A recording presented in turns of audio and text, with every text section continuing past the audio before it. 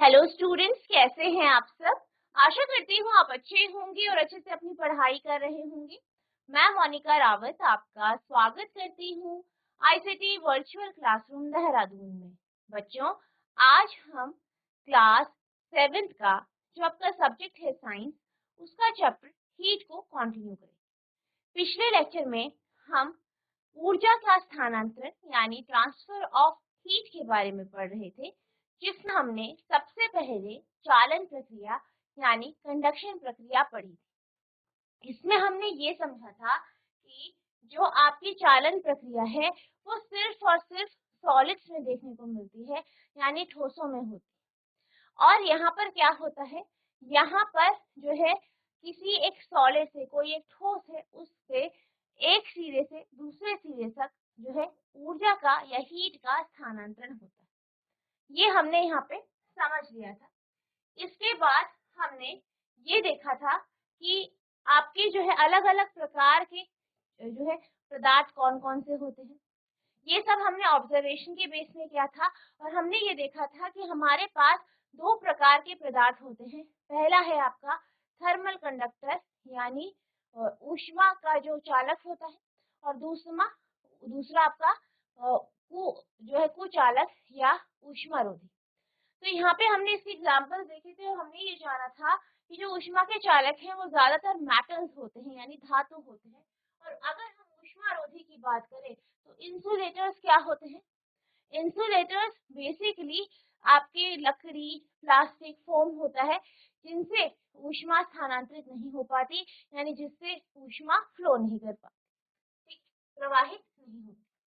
इसके बाद हमने एक्टिविटी को समझ लिया था। हमने ये देखा था कि अगर आप क्या करें, आपने एक जो है फ्लास्क लिया, उसमें पोटेशियम पर मैग्नेट डाला और साथ ही साथ उसमें पानी डाला और उसे आपने कहाँ रखा, ट्राइपॉड स्टैंड के ऊपर, और बंसन बर्नर को यहाँ पे ऑन करा। तो आप क्या देखते हैं, कुछ समय बाद आपको पानी में जो है पिंक कलर दिखाई देगा या पिंक कलर घुलता हुआ आपको यहाँ पे नजर आएगा।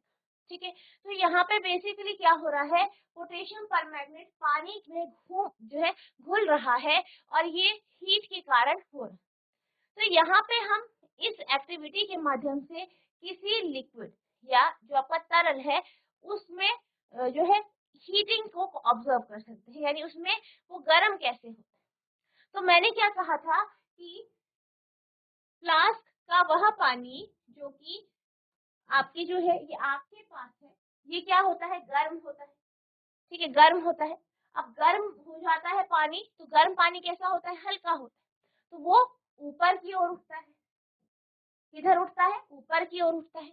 वहीं ऊपर का जो ठंडा पानी है वो भारी होता है, तो वो साइड से नीचे की ओर आ जाता है। फिर वो बर्नर के पास आता है, वो गर्म होता है, फिर वो ऊपर जाता है, फिर ठंडा होके फिर नीचे आता है। तो ये साइकिल चलती रहती है और आपका पूरा का पूरा जो पानी है वो गर्म हो जाता है। ठीक है, और ये जो प्रक्रिया है, इस प्रक्रिया को हम कन्वेक्शन यानी संवहन कहते हैं। तो यहाँ पे जो आपका पानी गर्म होता है वो संवहन यानी कन्वेक्शन प्रक्रिया से होता है। संवहन यानी कन्वेक्शन प्रक्रिया से होता है। तो कन्वेक्शन प्रक्रिया के कारण ही जो पानी है वो गर्म होता है।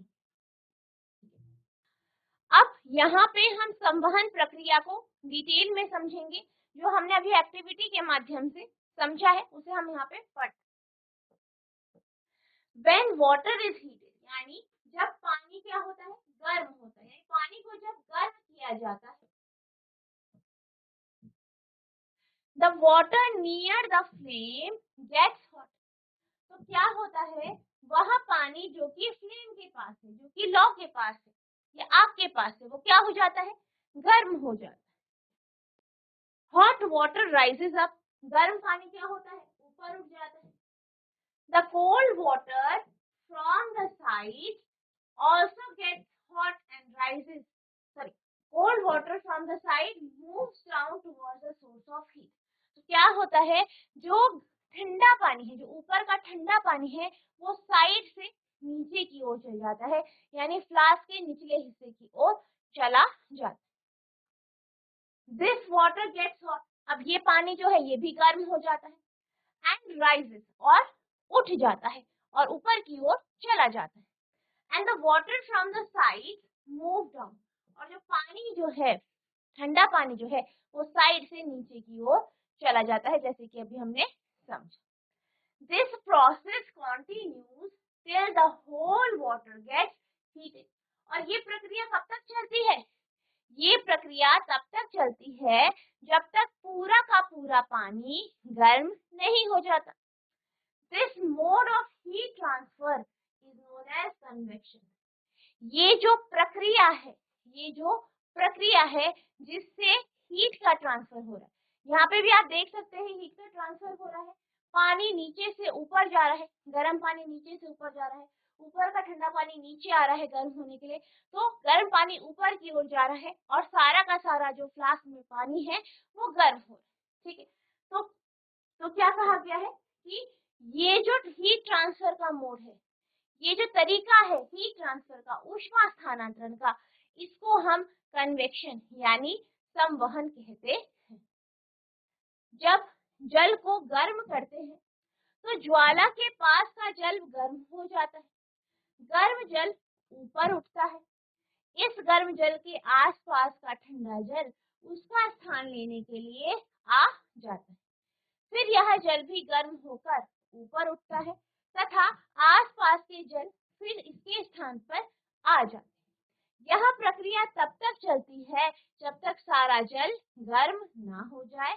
ऊष्मा स्थानांतरण की इस विधि को क्या कहते हैं?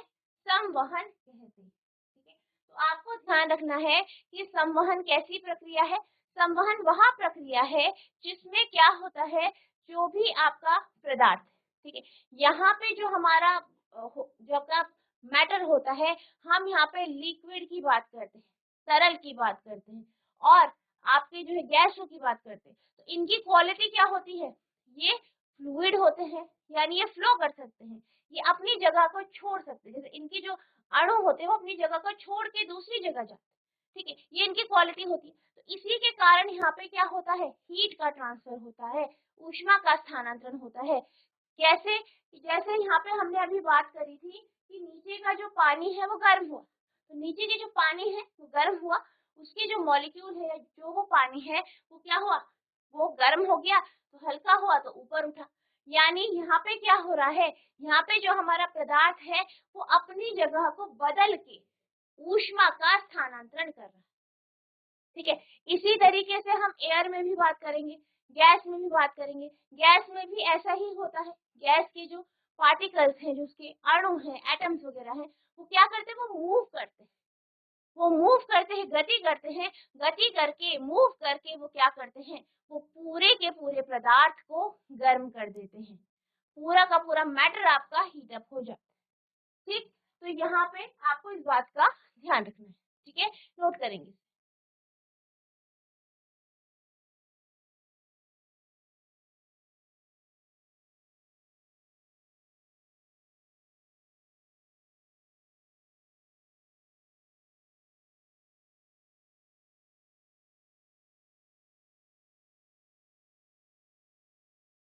ठीक है, तो यहाँ पे अभी हमने लिक्विड लिया यानी पानी के बारे में बात करी। अब हम बात करते हैं कि जो आपका एयर होता है, इसमें कन्वेक्शन या संवहन प्रक्रिया कैसे होती है। आप यहाँ पे फिगर देख सकते हैं, यहाँ पे क्या है, आग है। अब आग के आसपास आप जानते हैं एयर होगी, वायु होगी। आग क्या करेगा, अपने आसपास की हवा, ठीक है, जो उसके आसपास की हवा है, यहाँ पर जो उसकी हवा है, एयर है, उसको क्या करता है, वो गर्म करता है, गर्म करता है। अब यहाँ की एयर जो पहले ठंडी थी अब गर्म हो गई, गर्म होने के कारण वो हल्की हो जाएगी और वो ऊपर की ओर उठेगी। ठीक, ऊपर की ओर उठेगी।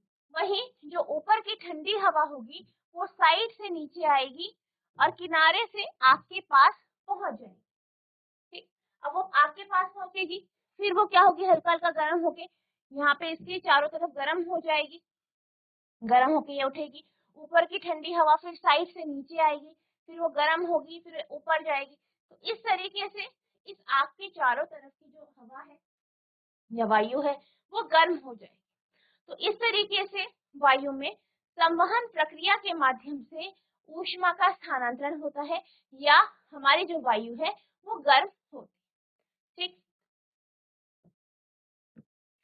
The air near the heat source gets hot and rises.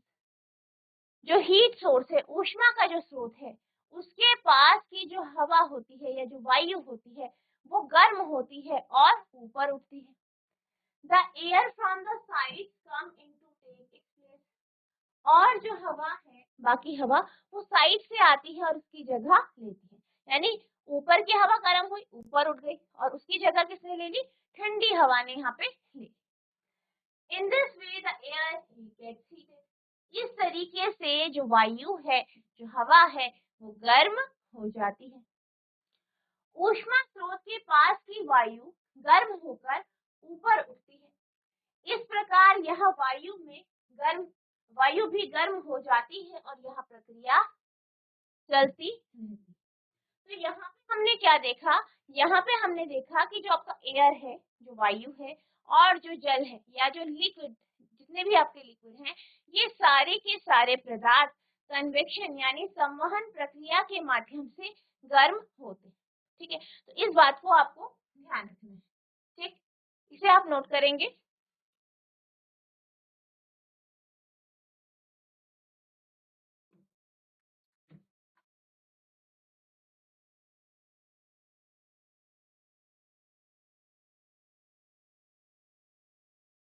अब इसी कॉन्सेप्ट को हम एक्टिविटी के माध्यम से यहाँ पे समझ सकते हैं।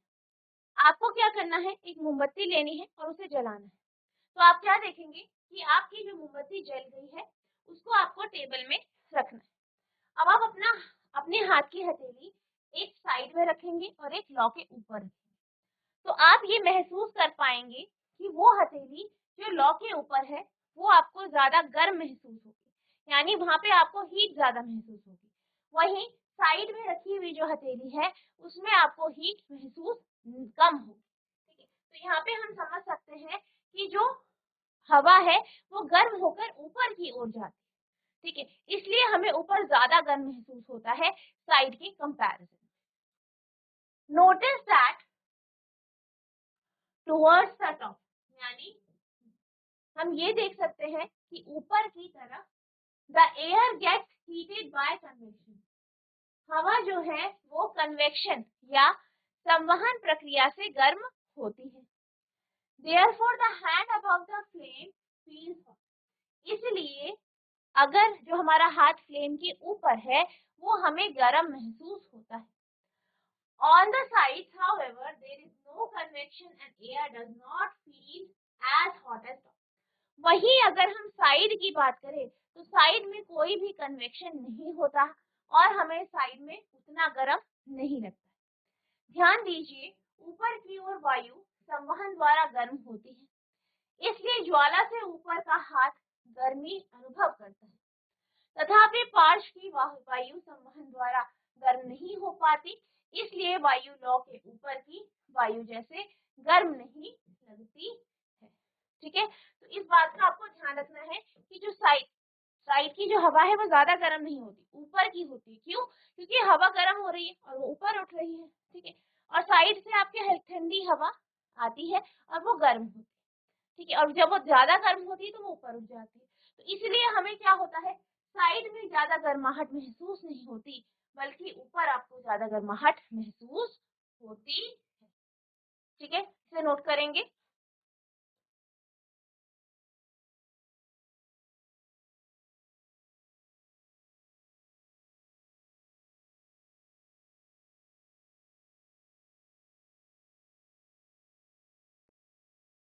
अब हम बात करेंगे कन्वेक्शन की, जो हम प्राकृतिक रूप से होते हुए देखते हैं। कन्वेक्शन को हम सी ब्रीज और लैंड ब्रीज यानी समुद्र समीर और स्थल समीर के रूप में हम कोस्टल एरिया, जो तटवर्तीय इलाके हैं, वहां हम देख पाते। इनको अब हम समझेंगे। सबसे पहले हम बात करते हैं सी ब्रीज की, समुद्र समीर की। तो जैसे कि आप जानते हैं, जब भी हम तटवर्तीय इलाकों की बात करते हैं, यानी हम समुद्र के किनारे के जो इलाके हैं उनकी यहाँ पे बात करते दिन के टाइम या सुबह के टाइम क्या होता है, आपका सूर्य उगता है, ठीक है, सूरज उगता है। और क्या होता है यहाँ पे जो है, जो आपका लैंड है, जो आपका स्थल है, वो क्या करता है, वो आपका गर्म होता है, वो जल्दी गर्म हो जाता है। वहीं जब हम पानी की बात करें या समुद्र की बात करें, तो समुद्र धीरे धीरे करके क्या होता है, गर्म होता है।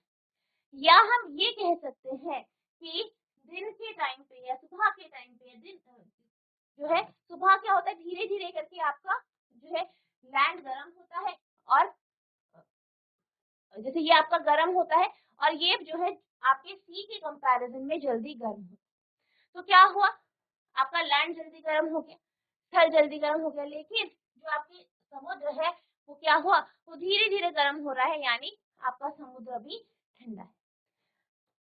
स्थल के ऊपर की जो हवा है वो कैसी होगी, गर्म होगी, क्योंकि स्थल जल्दी गर्म हो रहा है, तो ये गर्म जल्दी हो जाएगी। वहीं समुद्र के ऊपर की जो हवा होगी वो स्थल के कंपैरिजन में ठंडी होगी। अब यहाँ पे जो हवा है वो कैसी है, गर्म है। गर्म हवा कैसी होती है, हल्की होती है और ऊपर की ओर उठती है, ठीक है, ऊपर की ओर क्या करती है, उठती है। और क्या होता है, ऊपर की ओर उठती है और ऊपर और उठती है, और क्या करती है, धीरे धीरे करके समुद्र की ओर, समुद्र के ऊपर की ओर जाती है। वहीं समुद्र के ऊपर जो हवा है वो कैसी है, ठंडी है, ठंडी है, भारी है। तो क्या करती है, वो धीरे धीरे करके गर्म हवा की जगह लेती है। गर्म हवा ऊपर उठ गई, ठंडी हवा यहाँ से आपकी स्थल के ऊपर जाती है, ठीक है। फिर वो यहाँ आके गर्म हो जाती है कुछ टाइम बाद, फिर वो ऊपर उठती है, फिर वो समुद्र के ऊपर आती है, फिर समुद्र के ऊपर की हवा फिर थल पे जाती है और वो गर्म होती है। और ये प्रक्रिया क्या करती है, चलती रहती है, ये प्रक्रिया लगातार चलती रहती है। और इस प्रक्रिया को ही हम क्या कहते हैं, सी ब्रीज यानी समुद्र समीर कहते हैं, ठीक है। तो यहाँ पे आपको इस बात का ध्यान रखना है कि जो समुद्री समीर है वो आपके दिन के टाइम पे होता है। दिन के टाइम पे क्या होता है, जो आपका स्थल है वो जल्दी गर्म हो जाता है सी के कंपैरिजन में। तो क्या होता है, जो स्थल के ऊपर की हवा है वो गर्म होती है और वो ऊपर की ओर उठ जाती है। वहीं समुद्र के ऊपर की जो ठंडी हवा है वो धीरे धीरे करके आपके थल की ओर जाती है, गर्म हवा की जगह लेने। फिर वो गर्म होती है, वो ऊपर उठती है, ठीक है। फिर धीरे धीरे करके कहाँ चल जाती है, समुद्र की ओर, और समुद्र की ठंडी हवा फिर लैंड की तरफ या स्थल की तरफ जाती है। तो ये जो प्रक्रिया है इसी को हम सी ब्रीज या समुद्र समीर कहते हैं। और आपको ध्यान रखना है कि ये जो प्रक्रिया होती है वो कब होती है, दिन के टाइम होती है, डे टाइम पे ऐसा होता है। During the day the land gets heated faster than the water. क्या कहा गया है, कहा गया है कि दिन के समय जो स्थल है वह जल्दी गर्म होता है जल के कंपैरिजन में, जल की तुलना में। The air over the land becomes hotter and rises up. वह हवा जो कहाँ पे है, लैंड के ऊपर है, स्थल के ऊपर है, वो गर्म होती है और ऊपर उठती है। The cooler air from the sea rushes in towards the land to take its place. और वह हवा जो सी के ऊपर है, जो कि कैसी है, ठंडी है, कैसी है, ठंडी हवा है, वो किधर जाती है, वो लैंड की तरफ जाती है गर्म हवा की जगह लेने। The warm air from the land move towards the sea to complete the cycle. फिर क्या होता है, वह हवा जो कि गर्म है और कहाँ पे थी आपकी, स्थल के ऊपर थी, वो ऊपर उठी, फिर वो क्या करती है, वो धीरे धीरे करके समुद्र की ओर जाती है और इस चक्र को पूरा करती है। The air from the sea is called the sea breeze. वह हवा जो कि सी के ऊपर है, समुद्र के ऊपर है, उसी को हम सी ब्रीज या समुद्र समीर कहते हैं। दिन के समय स्थल जल की अपेक्षा शीघ्र गर्म होता है। स्थल के ऊपर की वायु गर्म होकर ऊपर उठती है, इसका स्थान लेने के लिए समुद्र की ओर से ठंडी वायु स्थल की ओर बहती है। चक्र को पूरा करने के लिए स्थल की ओर से गर्म वायु समुद्र की ओर बह जाती है। समुद्र की ओर से आने वाली वायु को समुद्री समीर कहते हैं।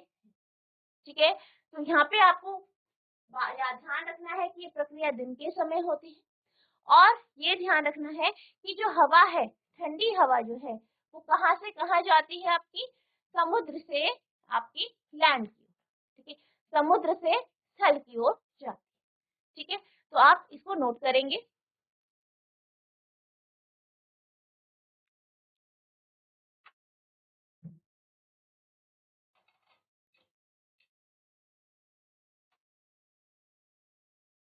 तो बच्चों, आज हमने कन्वेक्शन यानी संवहन प्रक्रिया को समझा। किस तरीके से संवहन प्रक्रिया आपके लिक्विड और गैस में होती है, ये हमने जाना। इसके साथ साथ हमने समुद्र समीर के कॉन्सेप्ट को जाना। नेक्स्ट लेक्चर में हम थल समीर को पढ़ेंगे, और आपका जो आगे का टॉपिक है रेडिएशन यानी विकिरण का टॉपिक, उसे हम समझेंगे। तो बच्चों, जितना जो आपको पढ़ाया गया है इसे आपको रिवाइज करना है। अगर आपको कोई भी डाउट होगा तो नेक्स्ट लेक्चर में आप पूछ सकते हैं। तो बच्चों, आज के लिए बस इतना ही, मिलते हैं हम नेक्स्ट सेशन में। तब तक के लिए थैंक यू और हैव अ नाइस डे।